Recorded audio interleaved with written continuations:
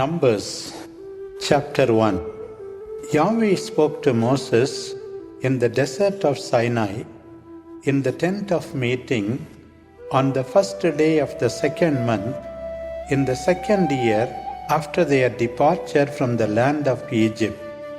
He said, "Take a census of the whole community of Israel, by clans and families, taking account of the names of all the males, head by head.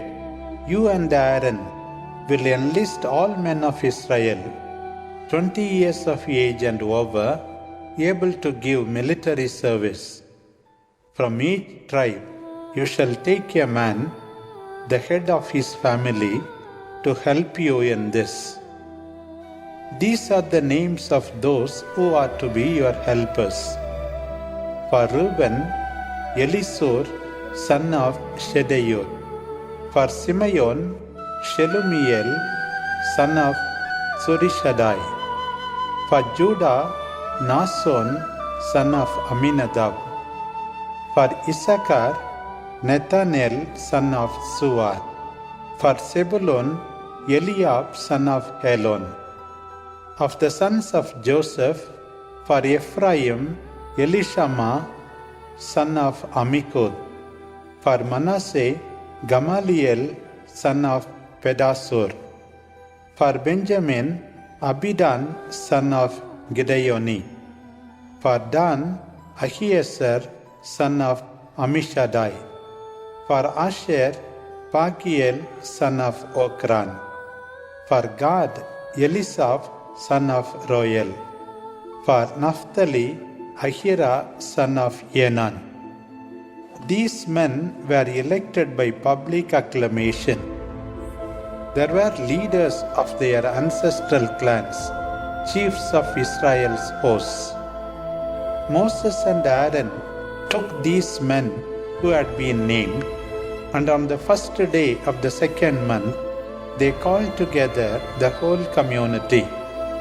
The sons of Israel listed their names according to their clans and families, and one by one the names of all men of 20 years and over were recorded and counted.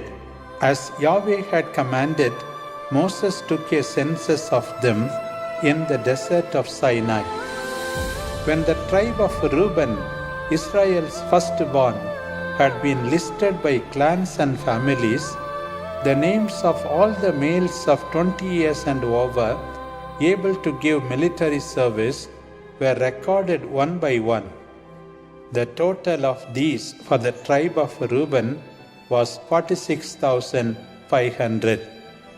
When the tribe of Simeon had been listed by clans and families, the names of all the males of 20 years and over, able to give military service, were recorded one by one.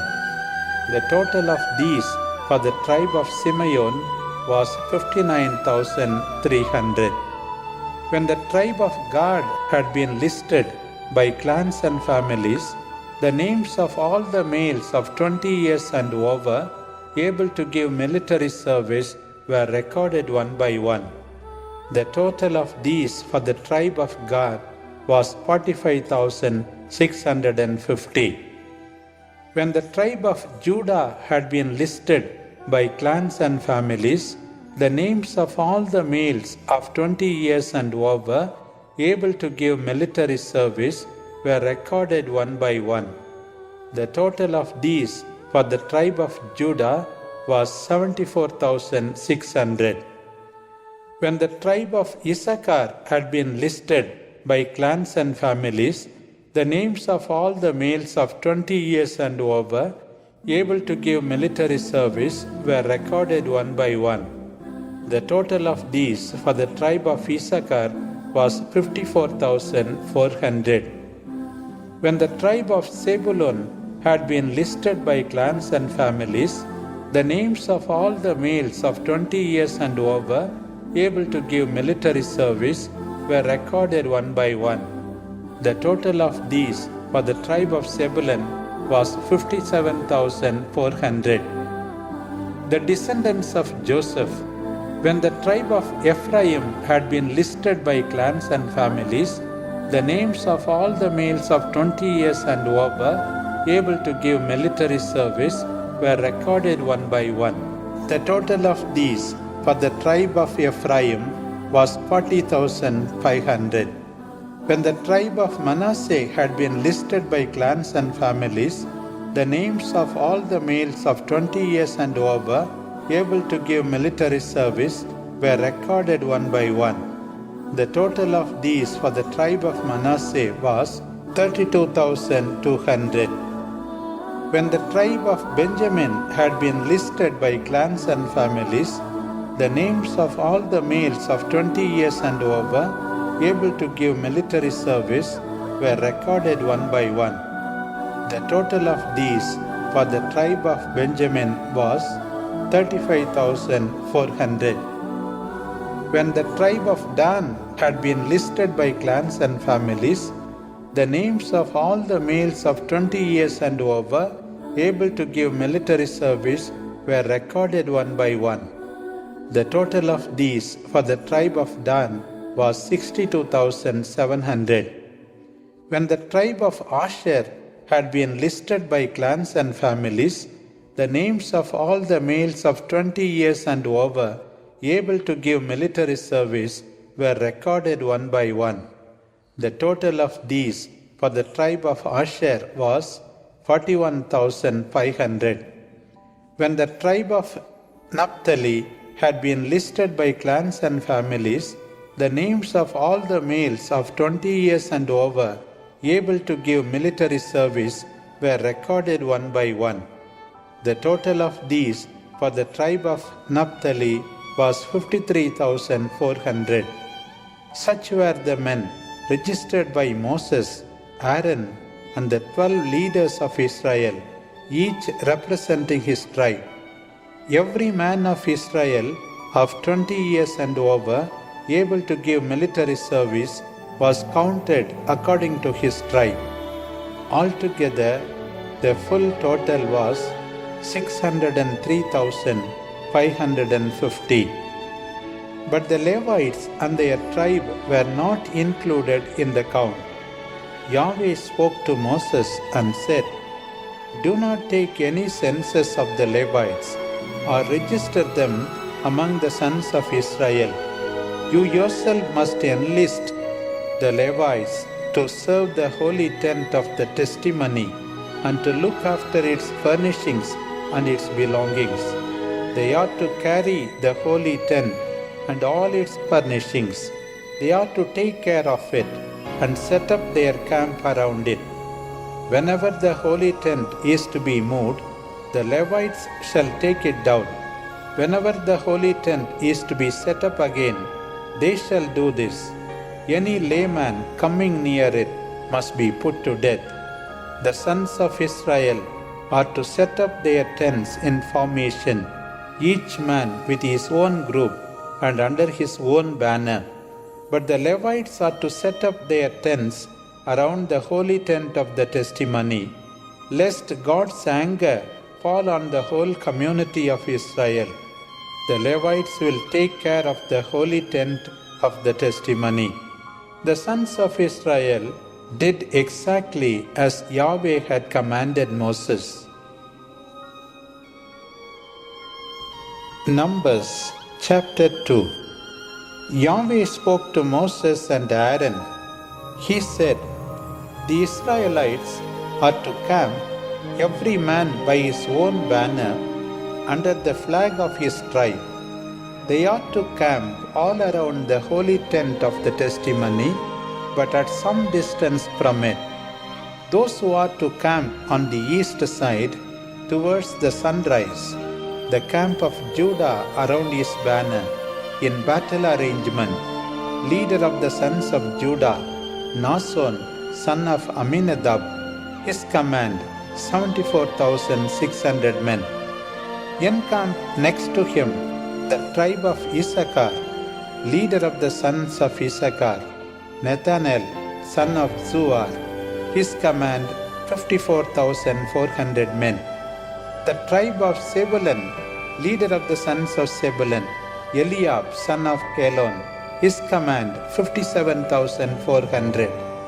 The assembled strength of the camp of Judah numbers in all 186,400. These are to be first in marching. On the south side, the banner of the camp of Reuben in battle formation. Leader of the sons of Reuben, Elisur son of Shedaiah. His command 46,500 men. Beside him shall camp the tribe of Simeon. Leader of the sons of Simeon, Shelumiel son of Surishadai. His command 59,300 men.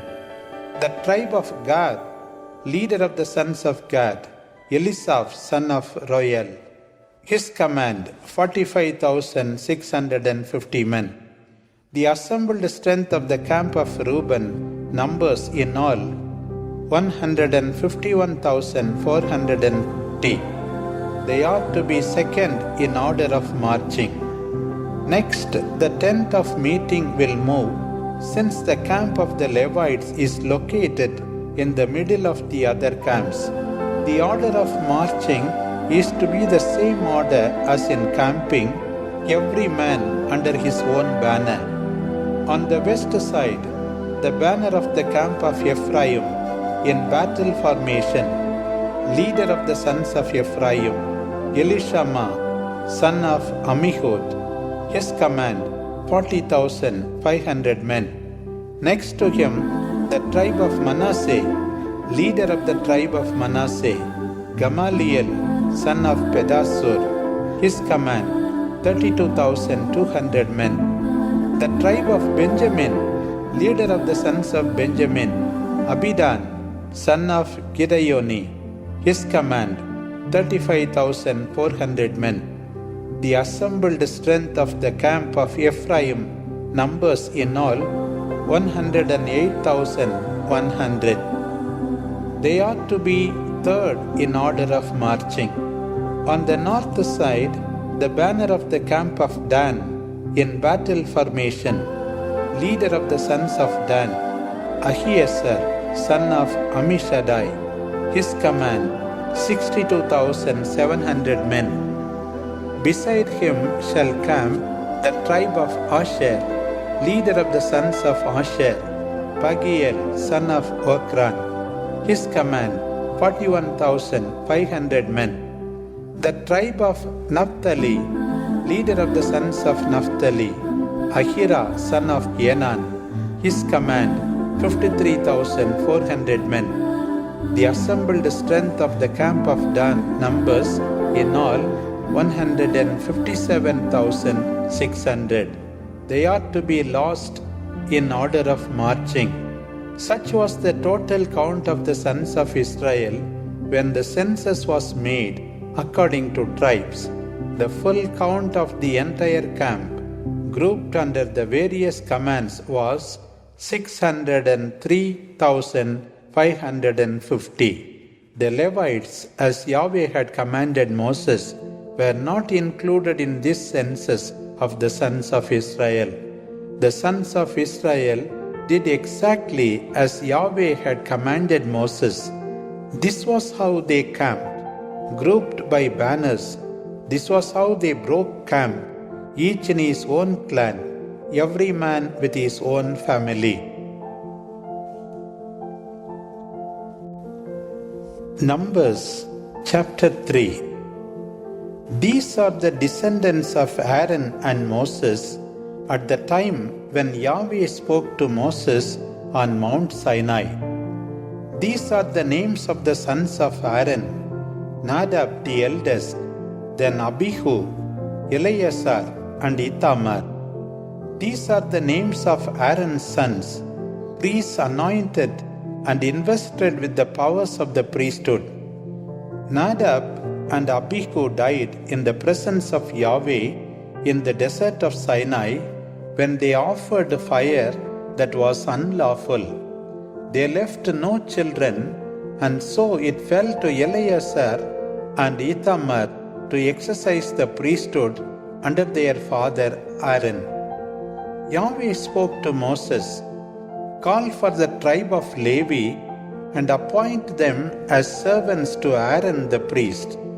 They are to perform the duties that are laid on him and on the entire community before the tent of meeting in their service of the holy tent. They shall take care of the furnishings for the tent of meeting and serve me in the holy tent as representatives of the sons of Israel. You ought to give the Levites to Aaron and his sons. They are given to him from the sons of Israel. You ought to enroll also Aaron and his sons, and they are to carry out the priestly duty. But any layman who comes near is to be put to death. Yahweh spoke to Moses and said, I myself have chosen the Levites from among the sons of Israel in place of the firstborn, those who open the mother's womb among the sons of Israel. The Levites therefore belong to me, for every firstborn belongs to me. On the day I struck all the firstborn of the Egyptians, I consecrated for my own all the firstborn of Israel, of both man and beast. They are mine, I am Yahweh. Yahweh spoke to Moses in the desert of Sinai. He said, You are to take a census of the sons of Levi by families and clans. All the males of the age of 1 month and over must be counted. Moses took this census as Yahweh had ordered. These are the names of the sons of Levi: Gershon, Kohath, and Merari. These are the names of Gershon's sons by their clans: Libni and Shimei. Kohath's sons by their clans: Amram, Ishar, Hebron, and Uzziel. Merari's sons by their clans: Mali and Mushi. These are the clans of Levi, grouped according to their ancestral families. From Gershon are descended the Libnite and the Shimite clans. These are the Gershonite clans. Their number, counting the males of 1 month and over, came to 7,500. The Gershonite clans camped behind the holy tent on the west side. The leader of the clan of Gershon was Eliasaph, son of Lael. In the tent of meeting, the sons of Gershon had charge of the holy tent, its inner and outer covers, the screen for the entrance, and curtains for the court, which is around the holy tent and the altar, and the ropes needed for all his work. From Kohath are descended the Amramite, the Isharite, the Hebronite, and the Uzzielite clans. These are the Kohathite clans. Their full number, counting the males of 1 month and over, came to 8,300. They were in charge of the sanctuary. The Kohathite clans camped on the south side of the holy tent. The leader of the Kohathite clans was Elisaphan, son of Uzziel. They were in charge of the ark, the table, the lampstand, the altars, the sacred vessels used in the liturgy, and the screen. The chief of the Levite leaders was Eleazar, son of Aaron the priest. He was the head of all those who were in charge of the sanctuary. From Merari are descended the Malite and the Mushite clans. These are the Merarite clans. Their full number, counting the males of 1 month and over, came to 6,200. The leader of the Merarite clans was Suriel, son of Abihail. They camped on the north side of the holy tent. The sons of Merari were in charge of the framework of the holy tent, with its crossbars, posts and bases, all its fittings, and also the posts around the court, with their bases, pegs and ropes. Finally, on the east side, facing the holy tent and the tent of meeting toward the sunrise, was the camp of Moses and Aaron and his sons, who had charge of the sanctuary for the people of Israel. Anyone else coming near was to be put to death. Altogether, the total count of Levites of the age of 1 month and over, whom Moses numbered by clans as Yahweh had ordered, came to 22,000. Yahweh said to Moses, "Take a census of all the firstborn among the sons of Israel, all the males from the age of 1 month and over. Take a census of them by name. Then you will take the Levites for me, Yahweh, instead of the firstborn of Israel. In the same way, you will give me their cattle instead of the firstborn cattle of the sons of Israel." As Yahweh commanded, Moses took a census of all the firstborn of the sons of Israel. The total count by name of the firstborn from the age of 1 month and over came to 22,273. Then Yahweh spoke to Moses and said, "Take the Levites instead of all the firstborn of Israel's sons, and the cattle of the Levites instead of their cattle. The Levites shall be my own. But you have to buy back the 273 of the firstborn of the sons of Israel, who outnumber the Levites. So for each one you ought to pay 5 pieces of silver, according to the official standard, and you shall give this money to Aaron and his sons." Moses received the 1,365 pieces of silver as ransom from those who were left when the rest had been redeemed by the Levites. From the firstborn of the Israelites, he received 1,365 pieces of silver according to the sanctuary standard, and he gave them to Aaron and his sons as Yahweh had ordered. Numbers chapter 4. Yahweh spoke to Moses and Aaron. He said, "Take a census of those Levites who are sons of Kohath by subclans and families. Count all the men between 30 and 50 years of age, those able to give military service, who will be given tasks in the tent of meeting. These are the duties of the sons of Kohath in the tent of meeting. They ought to have charge of the most holy things. When it is time to move from the camp, Aaron and his sons are to come and take down the veil of the screen. With it they shall cover up the ark of the covenant. On top of this they shall put a covering of fine leather and spread over the whole a cloth all of violet. Then they are to fix the poles to the ark. Over the offertory table they ought to spread a violet cloth and put on it the dishes, cups, bowls, and jars for the wine offering. The bread offered to the Lord shall be perpetually on it. Over these they shall spread a cloth of scarlet and cover the whole with a covering of fine leather. Then they ought to fix the poles to the table. They are then to take a cloth of violet and cover the light-bearing lampstand together with the lamps, tongues, trays, and all the oil jars that belong to it. They ought to put it with all its utensils on a covering of fine leather and place it on the carrying frame. Over the golden altar they must spread violet cloth and cover that with a covering of fine leather. Then they ought to fix the poles to it.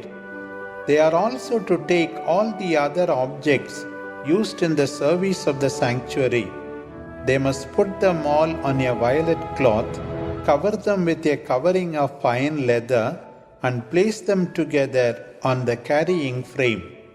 When they have removed the ashes from the altar, they must spread a scarlet cloth over it and place on this all the objects used in the service at the altar, the fire pans, hooks, shovels, sprinkling basins, and all the altar vessels.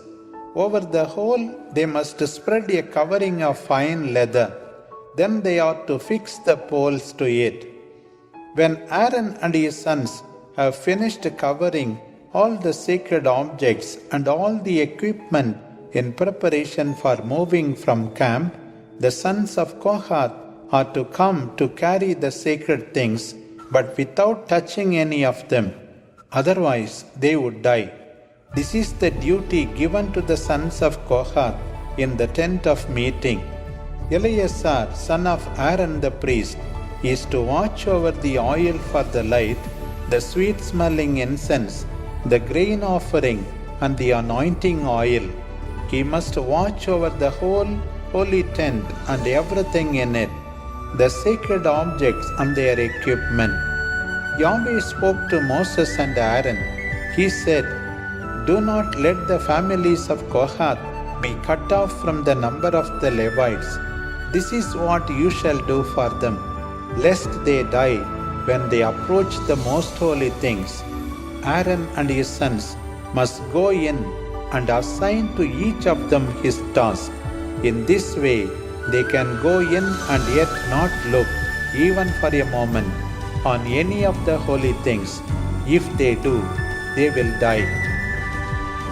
Yahweh spoke to Moses and said to him, "Take a census also of the sons of Gershon by families and subclans. Count the men between 30 and 50 years of age, those able to give military service, who will be given tasks in the tent of meeting. These are the duties of the Gershonites. They are to carry the curtains of the holy tent, the tent of meeting with its covering, and the other covering of fine leather that goes over it, the screen for the entrance of the tent of meeting, the curtains for the court, the screen for the entrance to the court that is around the holy tent and the altar, the ropes and all the necessary equipment. They ought to be responsible for these things. These are the duties of the sons of Gershon. Their functions and their tasks ought to be carried out under the direction of Aaron and his sons. You must see that they fulfill their duties. Such shall be the duties of the Gershonites in the tent of meeting. Their work will be supervised by Ithamar, son of Aaron the priest. You ought to count the sons of Merari by subclans and families. Count all the men between 30 and 50 years of age, those able to give military service, who will be given tasks in the tent of meeting. The burden they ought to carry and the duties that ought to fall to them in the tent of meeting shall be as follows. The framework of the holy tent, its crossbars, its posts and bases, the posts around the court with their bases, pegs, ropes, and all the fittings used in setting them up. You ought to draw up a list of their names with the duty that each man must fulfill. These are the duties of the Merarite clans. All their duties in the tent of meeting will be supervised by Ithamar, son of Aaron the priest. Moses, Aaron, and the leaders of the community took a census of the sons of Kohath by subclans and families of every man between 30 and 50 years of age, able to give military service and to be given tasks in the tent of meeting. The total of their clans was 2,750 men. This was the number of the Kohathites of all those who were given tasks in the tent of meeting, whom Moses and Aaron counted at the Lord's command given through Moses. A census was taken of the sons of Gershon by subclans and families of every man between 30 and 50 years of age, able to give military service and to be given tasks in the tent of meeting. The total was 2,630 men. This was the number of the Gershonites of all those who were given tasks in the tent of meeting, whom Moses and Aaron counted at the Lord's command. A census was taken of the sons of Merari by subclans and families of every man between 30 and 50 years of age, able to give military service and to be given tasks in the tent of meeting. The total was 3,200 men. This was the number of the Merarites, whom Moses and Aaron counted at the Lord's command through Moses. The total number of Levites counted according to clans and families, all the men between 30 and 50 years of age, able to give military service and to be given tasks of carrying burdens in the tent of meeting, amounted to 8,580. At Yahweh's command given through Moses, the census was taken to assign every man his duty and his task. They were numbered as Yahweh had commanded Moses. Numbers chapter 5. Yahweh spoke to Moses and said, "Order the Israelites to put out of the camp all lepers and all who suffer from a contagious infection or who have become unclean by touching a corpse. Man or woman, you must put them out and forbid them to return to the camp. The Israelites must not allow the camp where I dwell among them to become unclean in this way." The Israelites did so. They put them out of the camp. The Israelites did as Yahweh had commanded Moses. Yahweh spoke to Moses and said, "Tell the people of Israel, if anyone commits a fault against another person and thus is unfaithful to Yahweh, that person must confess the sin committed and give back in full the amount which was taken plus 20% more. Payment is to be made to the person who was wronged. If, however, that person has died and there is no near relative to whom the ill-gotten goods can be returned, this payment owed to Yahweh shall be given to the priest in addition to the ram of atonement with which the priest makes atonement for the guilty person.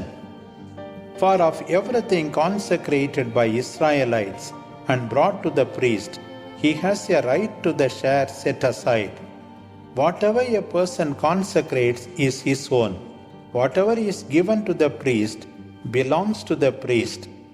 Yahweh spoke to Moses and said, "Say this to the people of Israel. If anyone has a wife who goes astray and is unfaithful to him, sleeping with some other man without the husband's knowledge, and she disgraces herself in secret in this way, without any witness against her, and without anyone catching her in the act, then perhaps the spirit of jealousy will come over the husband and make him jealous for the wife who has disgraced herself. But perhaps the spirit of jealousy comes upon the husband and makes him jealous of his wife, even though she is innocent. In these cases, the man must bring his wife before the priest and on her behalf make an offering of 2 pounds of barley flour. He is not to pour oil on it or put incense on it, because this is an offering for jealousy, a memorial offering to record a fault. The priest is then to bring the woman forward and stand her before Yahweh. Then he shall take living water in an earthen jar, and on the water throw dust that he has taken from the floor of the holy tent. After he has placed the woman before Yahweh, he shall loosen her hair and put in her heads the commemorative offering, that is, the offering for jealousy. In his own hands the priest will hold the bowl containing bitter water that brings a curse. He is then to make the woman agree to an oath. He shall say to her, "If it is not true that a man has slept with you, that you have gone astray and disgraced yourself while under your husband's authority, then may this water of bitterness and cursing do you no harm. But if it is true that you have gone astray and have disgraced yourself by sharing your bed with a man other than your husband, may Yahweh make of you an example and a curse among your people, making your breast shrink and your stomach swell. May this water of cursing enter your body to swell your stomach and to shrink your breast. The woman must answer, Amen, Amen. Then the priest shall write these curses down and wash them off in the bowl of bitter water. He must make the woman drink this water of bitterness and of cursing, and this water of cursing shall go into her and be bitter inside her. The priest shall then take the offering for jealousy from the woman's hands and hold it up before Yahweh with a gesture of offering, and so carry it up to the altar. He shall take a handful of the flour as a memorial and burn it on the altar. He shall then make the woman drink the water. After he has made her drink it, if it is true that she has disgraced herself, deceiving her husband, then the water of cursing that goes into her shall indeed be bitter. Her belly will swell and her breast shrink, and she will be a curse among her people. But if she has not disgraced herself and is clean, then she will go unharmed and will bear children. This is the law in cases of jealousy, when a woman has gone astray and disgraced herself while under her husband's authority, or when a spirit of jealousy has come over a man and made him jealous for his wife. When a husband brings such a woman before Yahweh, the priest must apply this law to her in full. The husband shall be guiltless, but the woman must bear the punishment for her sin.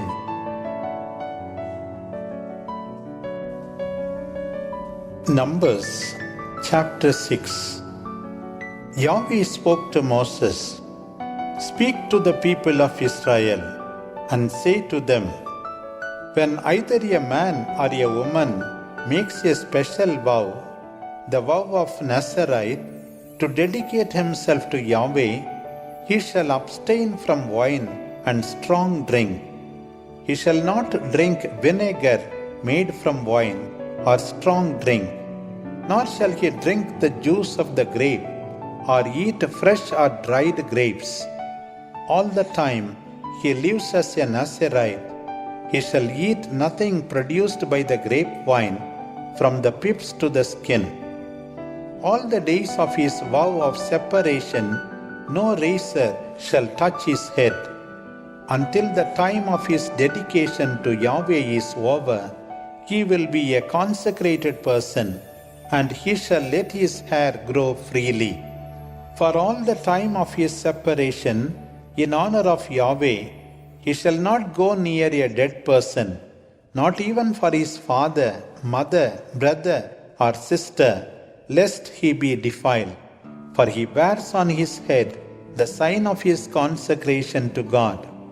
All the time he lives as a Nazarite, he is consecrated to Yahweh.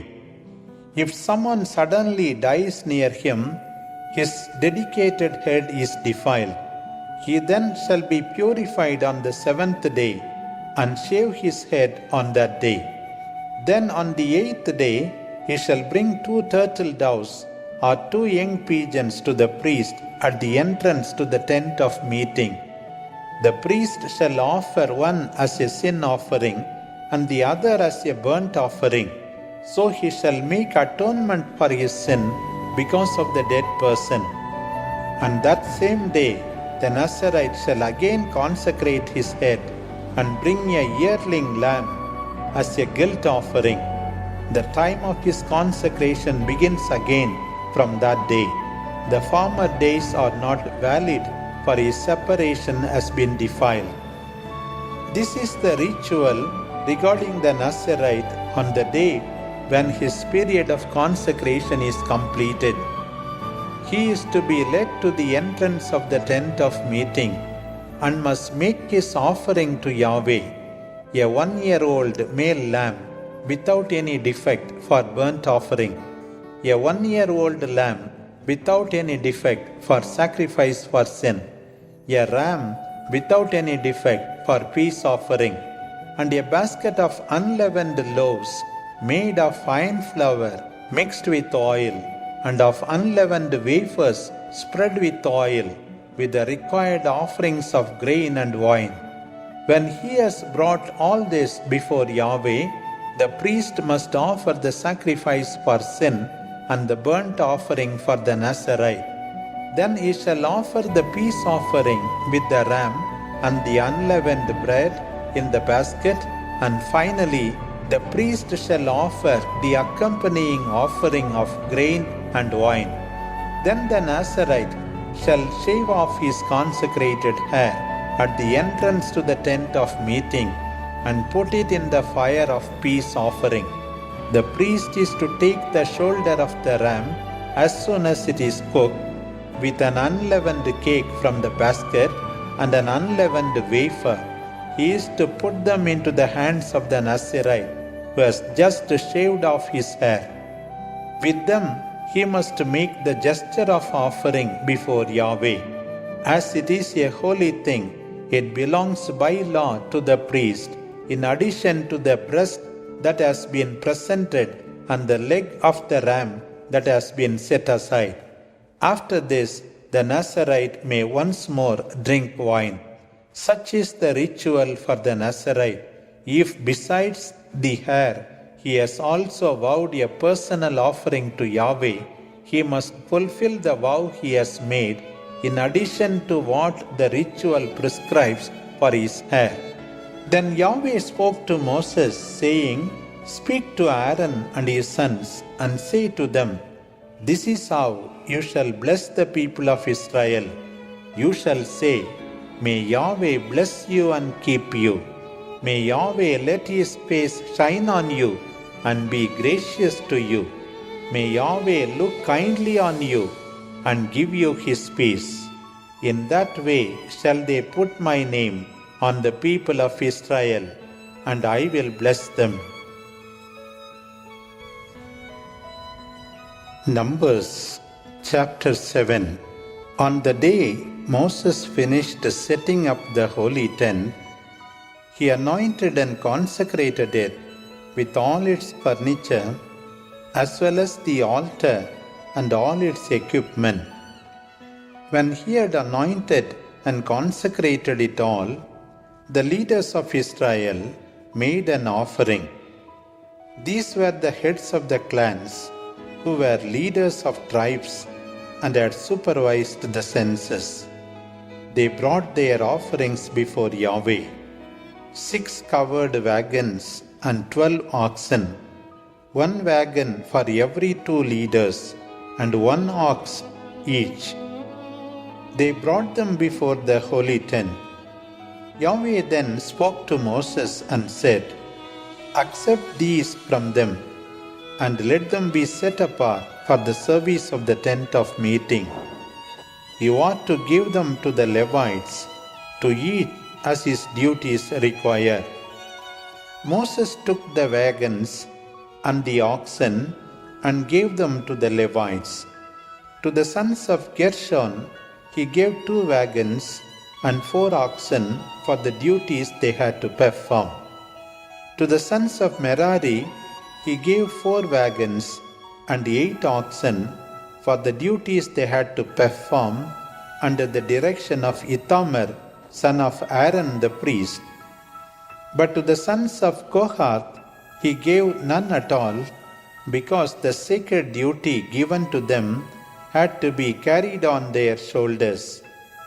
The leaders then made an offering for the dedication of the altar on the day it was anointed. They brought their offering before the altar, and Yahweh said to Moses, "Let the leaders each bring an offering each day for a period of 12 days for the dedication of the altar." On the first day, an offering was brought by Nason, son of Aminadab, of the tribe of Judah. His offering was 1 silver bowl weighing 50 ounces, 1 silver sprinkling bowl weighing 30 ounces by the official standard, both of them filled for the grain offering with fine flour mixed with oil.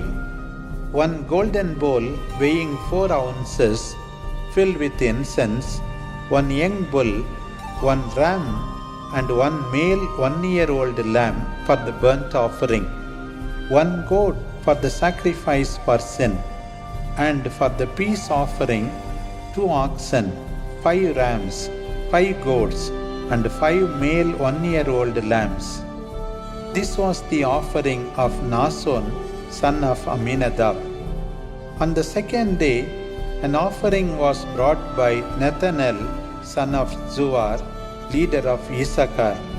His offering was 1 silver bowl weighing 50 ounces, 1 silver sprinkling bowl weighing 30 ounces by the official standard, both of them filled for the grain offering with fine flour mixed with oil.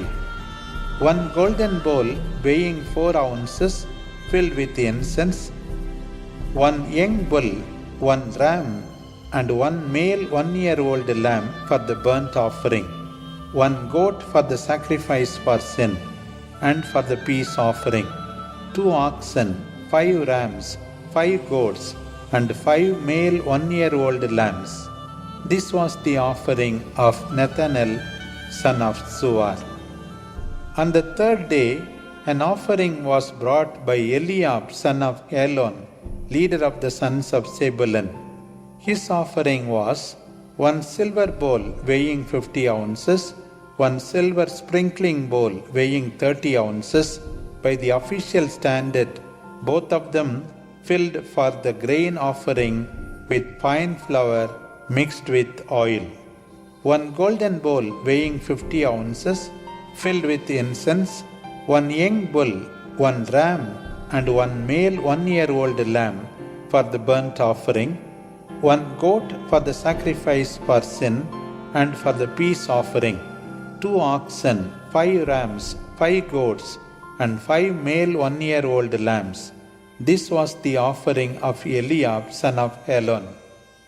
On the fourth day, an offering was brought by Elisur, son of Shedeur, leader of the sons of Reuben. His offering was 1 silver bowl weighing 50 ounces, 1 silver sprinkling bowl weighing 30 ounces by the official standard, both of them filled for the grain offering with fine flour mixed with oil, 1 golden bowl weighing 4 ounces filled with incense, 1 young bull, 1 ram, and 1 male 1-year-old lamb for the burnt offering, 1 goat for the sacrifice for sin, and for the peace offering, 2 oxen, 5 rams, 2 goats, and 5 male 1-year-old lambs. This was the offering of Elisur, son of Shedeur. On the fifth day, an offering was brought by Shelumiel, son of Surishadai, leader of the sons of Simeon. His offering was 1 silver bowl weighing 50 ounces, 1 silver sprinkling bowl weighing 30 ounces by the official standard, both of them filled for the grain offering with the fine flour mixed with oil, 1 golden bowl weighing 4 ounces filled with incense, 1 young bull, 1 ram, and 1 male 1-year-old lamb for the burnt offering, 1 goat for the sacrifice for sin, and for the peace offering, 2 oxen, 5 rams, 5 goats, and 5 male 1-year-old lambs. This was the offering of Shelumiel, son of Surishadai. On the sixth day, an offering was brought by Elisaph, son of Reuel, leader of the sons of Gad. His offering was 1 silver bowl weighing 50 ounces, 1 silver sprinkling bowl weighing 30 ounces by the official standard, both of them filled for the grain offering with fine flour mixed with oil, 1 golden bowl weighing 4 ounces filled with incense, one young bull, one ram, and one male 1-year-old lamb for the burnt offering, one goat for sacrifice for sin, and for the peace offering 2 oxen, 5 rams, 5 goats, and 5 male 1-year-old lambs. This was the offering Eliasaph son of Ruel. On the 7th day, an offering was brought by Elishama son of Ammihud, leader of the sons of Ephraim. His offering was 1 silver bowl weighing 50 ounces, 1 silver sprinkling bowl weighing 30 ounces by the official standard, both of them filled for the grain offering with fine flour mixed with oil, 1 golden bowl weighing 4 ounces filled with incense, 1 young bull, 1 ram, and 1 male 1-year-old lamb for the burnt offering, 1 goat for the sacrifice for sin, and for the peace offering 2 oxen, 5 rams, 5 goats, and 5 male 1-year-old lambs. This was the offering of Elishama son of Ammihud. On the 8th day, an offering was brought by Gamaliel son of Pedasur, leader of the sons of Manasseh. His offering was 1 silver bowl weighing 50 ounces, 1 silver sprinkling bowl weighing 30 ounces by the official standard, both of them filled for the grain offering with fine flour mixed with oil, 1 golden bowl weighing 4 ounces filled with incense, 1 young bull, 1 ram, and 1 male 1-year-old lamb for the burnt offering, 1 goat for the sacrifice for sin, and for the peace offering 2 oxen, 5 rams, 5 goats, and 5 male 1-year-old lambs. This was the offering of Gamaliel son of Pedasur. On the 9th day, an offering was brought by Abidan son of Gideoni, leader of the sons of Benjamin. His offering was 1 silver bowl weighing 50 ounces, 1 sprinkling bowl weighing 30 ounces by the official standard, both of them filled for the grain offering with fine flour mixed with oil, 1 golden bowl weighing 4 ounces filled with incense, 1 young bull, 1 ram, and 1 male 1-year-old lamb for the burnt offering, 1 goat for the sacrifice for sin, and for the peace offering 2 oxen, 5 rams, 5 goats, and 5 male 1-year-old lambs. This was the offering of Abidan son of Gideoni. On the 10th day, an offering was brought by Achiezer son of Ammishaddai, leader of the sons of Dan. His offering was 1 silver bowl weighing 50 ounces, 1 silver sprinkling bowl weighing 30 ounces by the official standard, both of them filled for the grain offering with fine flour mixed with oil, 1 golden bowl weighing 4 ounces filled with incense, 1 young bull, 1 ram, and 1 male 1-year-old lamb for the burnt offering, 1 goat for the sacrifice for sin, and for the peace offering 2 oxen, 5 rams, 5 goats, and 5 male 1-year-old lambs. This was the offering of Achiezer son of Ammishaddai. On the 11th day, an offering was brought by Pagiel son of Okran, leader of the sons of Asher. His offering was 1 silver bowl weighing 50 ounces, 1 silver sprinkling bowl weighing 30 ounces, filled for the grain offering with fine flour mixed with oil, 1 golden bowl weighing 4 ounces filled with incense, 1 young bull, 1 ram, and 1 male 1-year-old lamb for the burnt offering, 1 goat for the sacrifice for sin, and for the peace offering 2 oxen, 5 rams, 5 goats, and 5 male 1-year-old lambs. This was the offering of Pagiel son of Okran. On the 12th day, an offering was brought by Ahira son of Enan, leader of the sons of Naphtali. His offering was 1 silver bowl weighing 50 ounces, 1 silver sprinkling bowl weighing 30 ounces by the official standard, both of them filled for the grain offering with fine flour mixed with oil, one golden bowl weighing 4 ounces filled with incense, one young bull, one ram, and one male 1-year-old lamb for the burnt offering, one goat for the sacrifice for sin, and for the peace offering 2 oxen, 5 rams, 5 goats, and 5 male 1-year-old lambs. This was the offering of Ahira, son of Enan. These were the offerings made by the leaders of Israel for the dedication of the altar on the day it was anointed. 12 silver bowls, 12 silver sprinkling bowls, and 12 golden bowls. Each silver bowl weighed 50 ounces, and each sprinkling bowl 30 ounces. The silver of these objects weighing in all 60 pounds. The 12 golden bowls filled with incense weighed 4 ounces each. The gold of these bowls weighing in all 48 ounces. The sum total of animals for the burnt offering, 12 bulls, 12 rams, 12 male 1-year-old lambs, together with their accompanying grain offering. For the sacrifice for sin, 12 goats. The sum total of animals for the peace offering, 24 bulls, 60 rams, 60 goats, and 60 male 1-year-old lambs. These were the offerings for the dedication of the altar after it had been anointed.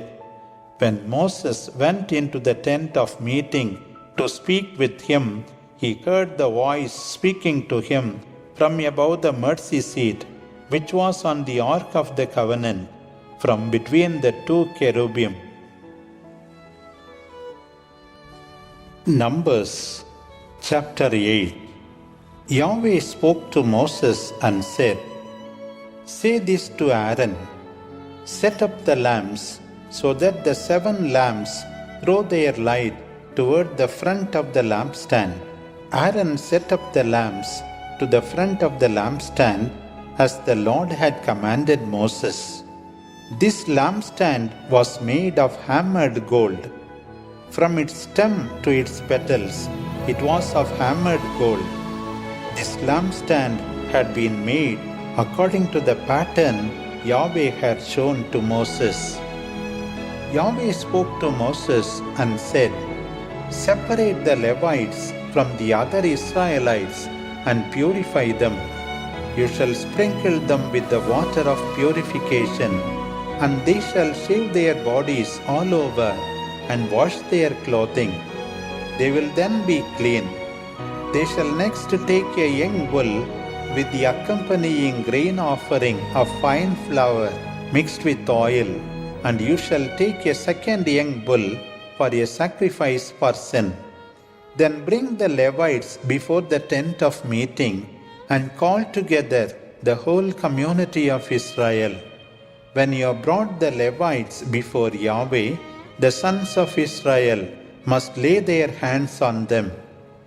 Aaron shall then offer the Levites and make the gesture of offering, waving them before Yahweh on behalf of the Israelites.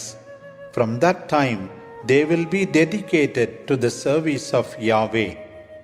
The Levites must then lay their hands on the heads of the bulls, one of which you ought to offer as a sacrifice for sin, and the other as a burnt offering to Yahweh.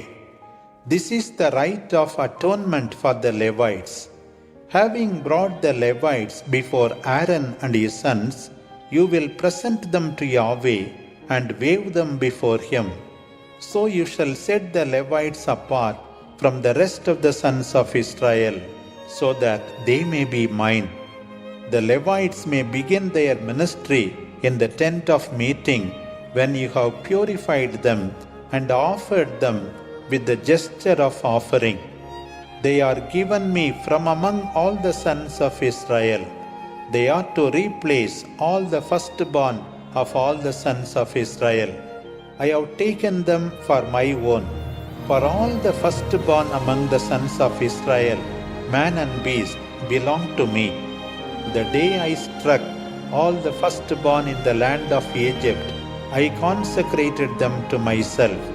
And now, in place of all the firstborn among the sons of Israel, I have taken the Levites, But now I give them to Aaron and his sons from among the sons of Israel, and they will minister in the tent of meeting on behalf of the sons of Israel, and perform the rite of atonement over them, so that none of the sons of Israel may be struck down for approaching the sanctuary. Moses, Aaron, and the whole community of the sons of Israel dealt with the Levites exactly as Yahweh had ordered Moses.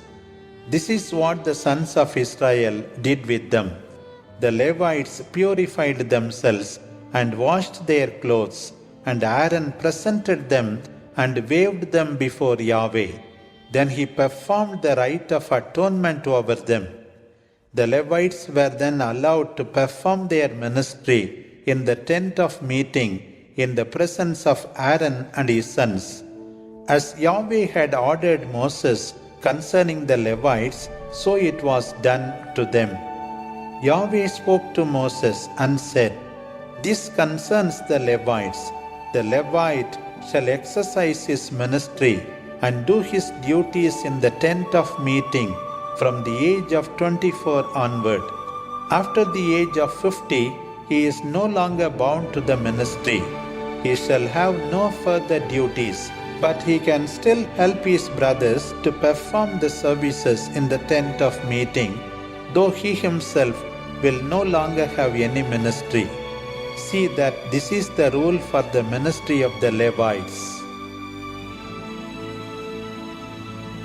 Numbers chapter 9. Yahweh spoke to Moses in the wilderness of Sinai in the second year after the exodus from Egypt, in the first month. He said, "Let the sons of Israel keep the Passover at its appointed time. The 14th day of this month, between the two evenings, is the appointed time for you to keep it. Then you must celebrate the Passover according to all the laws and customs proper to it." So Moses gave orders for the sons of Israel to celebrate the Passover. They celebrated it in the wilderness of Sinai in the first month, on the 14th day of the month, between the two evenings. The people of Israel did exactly as Yahweh had ordered Moses. It happened that some men had become unclean by touching a dead body, and they could not celebrate the Passover that day. They came the same day to Moses and Aaron and said to them, "We have become unclean by touching a dead body. Why should we be forbidden to celebrate the sacrifice to Yahweh at the proper time with the rest of the Israelites?"